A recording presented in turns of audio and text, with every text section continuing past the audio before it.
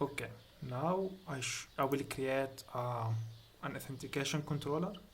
So this will have a route that will create the user.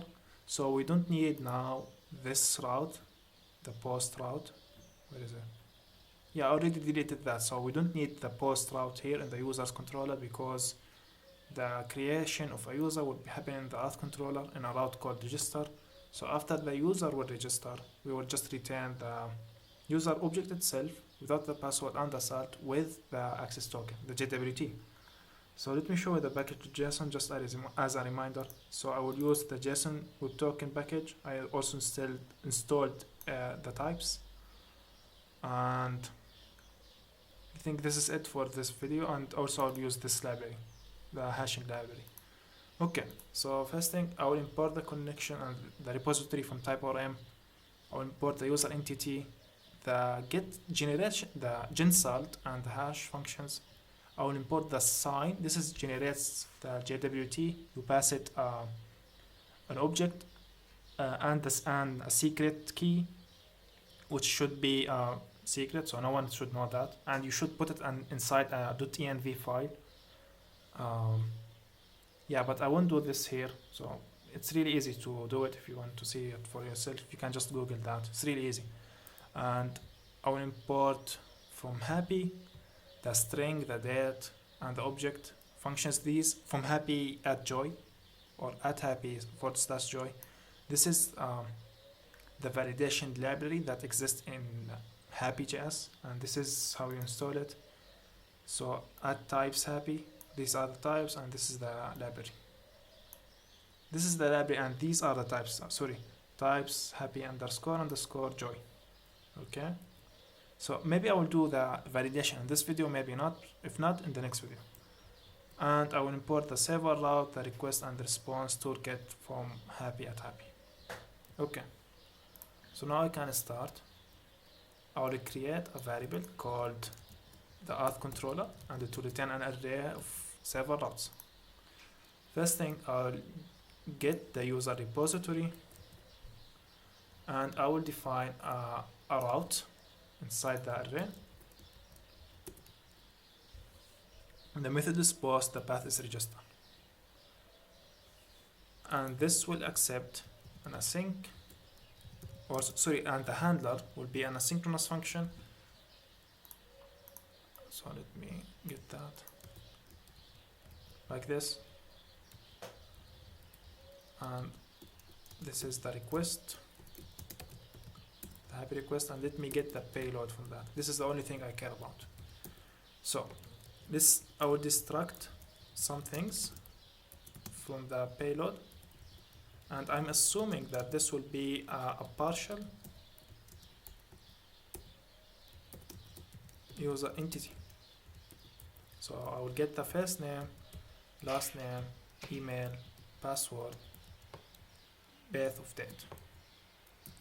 Now I will get the salt, await, then gen salt const user, which is user entity partial.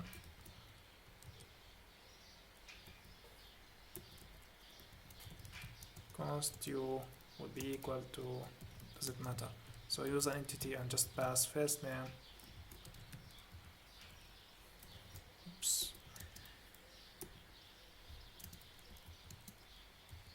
last name, email. This is a mistake. So after the email, pass the password and the salt and the birth of date. Okay. My PC keeps hanging, but I think you got the idea. So just pass these things. We already did that. But before you pass the password, we need to pass the hashed password, right? So hashed pass would be equal to await the hash function, the password itself, the user passed with the salt, and this will be the hashed password. Now we will save the user. So await user repo to save the user. Maybe you can call it in the correct way. So the partial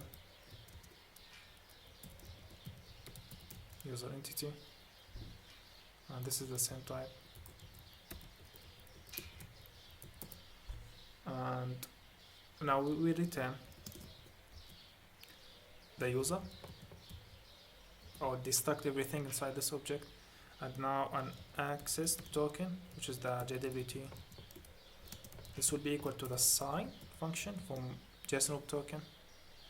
I will pass a plain object with the user properties like this, and the secret, this should be inside a .env file, just like I said earlier, but I'll just put it here for now. But this will return a JWT that has the user password and salt. So let's just delete that. So delete u.password, and also delete u.email.salt, sorry. I will save this, but I think this is one of the cases where prettier does not make things pretty. So this was actually looking good, but now this is bad. But anyway, so this is it for registering. So let's test that. So let me run it. Oh, it's already run, but let me export the auth controller. So like this, from auth controller, export that, and let me import it inside our index, the Typescript. So I import the auth controller from controllers, and I will remove this hello world, we don't need it, the test. And here, so this returns an array, right? So let's put that array inside an array and expand it, and also expand the auth controller and pass the connection to it. This is also one of the cases that prettier does not make things pretty, but yeah. So let's try and register a user. So remember, the route is /register, and you should pass first name, last name, email, and password. So send. So as you can see, this is the JWT token with the user, without the salt and the password. So let's decode this.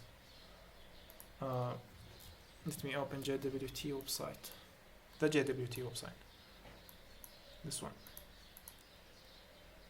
Let's decode this and see what we will have. Okay, it's slow, but just hold on. Okay, so we have first name, last name, birth date, email, type. So we have everything, and this is the ID, this is important. So we have everything that the user wants. So this is good. I think that's it for now, and I will continue with the validation in the next video. But just remember, there is a repository if you want to see the code for yourself. I know it's a little bit hard to understand just looking at the video, but yeah.